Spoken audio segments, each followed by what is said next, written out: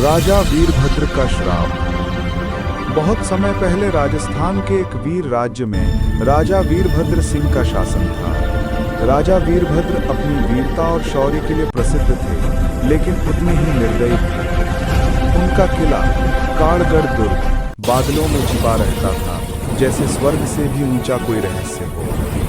कहा जाता है उस किले की दीवारों से रात में अजीब आवाजें आती थी, कभी कदमों की आहट तो कभी किसी स्त्री के हंसने की धीमी गूंज। लोग डर के मारे सूर्यास्त के बाद किले के पास तक नहीं जाते थे। राजा ने अपने राज्य को मजबूत करने के लिए पड़ोसी राज्य की राजकुमारी रतनवती से विवाह किया।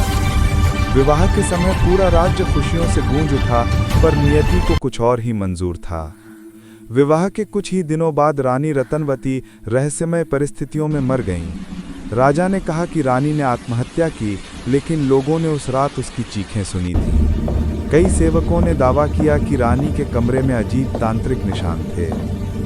उस दिन के बाद से किला बदल गया। दीवारों से फुसफुसाहटें आने लगी, रात में पायल की झनकार सुनाई देती थी और ठंडी हवा गलियारों में बहने लगी। एक रात राजा ने हाथ में तलवार लेकर खुद जांच करने का फैसला किया।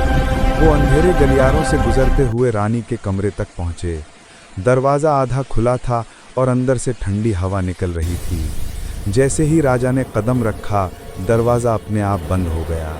कमरे में अंधेरा छा गया और उसी अंधेरे में रानी रतनवती का प्रेत उनके सामने आ खड़ा हुआ। उसने कहा, राजा वीरभद्र, तुमने मुझे मारकर शक्ति हासिल करनी चाहिए थी। अब तुम्हारा राज खत्म होगा।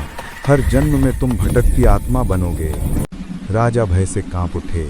अचानक तेज हवाएं चलने लगी, दीवारें हिलने लगी और पूरा महल धराशायी हो गया। काड़गढ़ दुर्ग राख में बदल गया। लोग कहते हैं आज भी उसके खंडहरों में राजा वीरभद्र घोड़े पर सवार दिखाई देता है और रानी रतनवती की आत्मा की आवाज गूंजती है, राजा, मेरा खून बेकार गया।